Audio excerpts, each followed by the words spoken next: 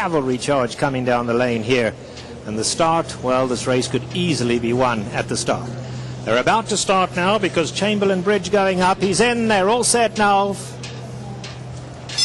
furlongs, and away they go, and Great Attack flew out the gate. California Flag, Rapport and Country Day on the far side. Regally Ready racing fast as well. On the inside, Holiday for Kitten is right there with them. Hoofit is only 3 off them. Caracortado showing good speed. He's caught 5 wide, but Caracortado's right up with him. Then it's Chamberlain Bridge. Racing in behind that, we have Camp Victory, no more than 5 off the leaders. Holiday for Kittens dropping. Oh, they didn't take the turn here. Hoofit didn't take the turn, and he carried Havelock out. Hooflet and Havelock taken out on the turn, and Broken Dreams is last. They're at the top of the lane. Rapport on the outside. Along the inside, though, it's Regally Ready. And Regally Ready has the advantage to Rapport. Great Attack in the black cap. Country Road coming home gamely. Caracortado just not doing enough. Perfect Officer in the red caps coming flying. Regally Ready, Perfect Officer, Country Day on the outside. But it is going to be Regally Ready. And Regally Ready and Cory Nakatani have won it by just under 2. It'll be Country Day in second. Perfect Officer a close third. Caracortado's right there with Great Attack for 4th.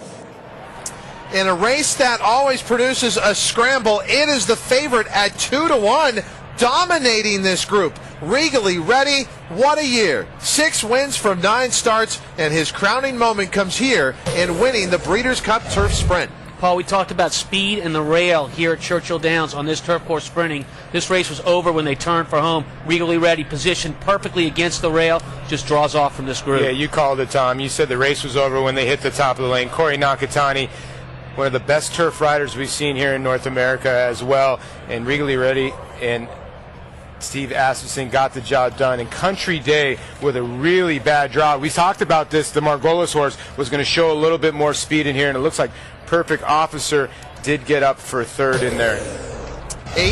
8-11-4, eyeing it unofficially here, but as we said, and there it is posted, your favorite was Regally Ready. He delivers in a time 5 furlongs, 56-2, a second off the course record. But remember, it's a good turf course, and we're not seeing dramatically fast times on this turf course right now, but we're seeing a turf course that is playing fair here. And Regally Ready comes through at 2-1, finishing second. The 11 Country Day at 33-1. Perfect Officer finishes 3rd at 10-1. I think the most surprising thing was the first quarter. You know, especially 5 furlongs, these type of horses, Tom. I thought you might see sub 22 in there, but it wasn't really that taxing for these type of horses. 22-1. You know, Paul, we were discussing that before the race. Just how much speed is in this race, and that tactically you're going to have to be close to have a shot in here, because we didn't think it would really set up all that quick to begin with. So when you're reflecting on that race, it looks like it played out just that way.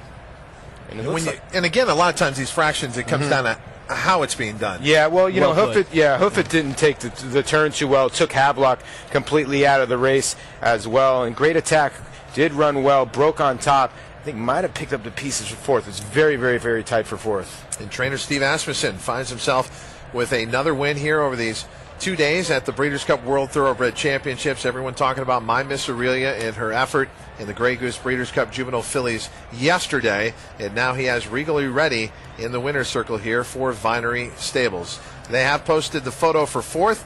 Big price there as well. Great Attack finishes 4th at 18-1.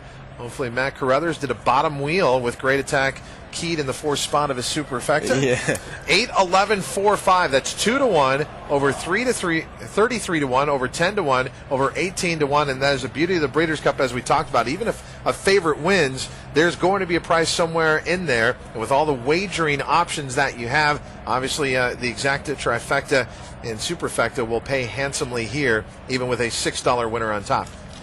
Regally Ready coming back to the winner's circle here for the Breeders' Cup Turf Sprint.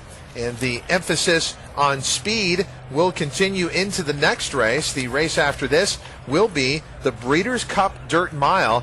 And the question is, can Bob Baffert truly get on track?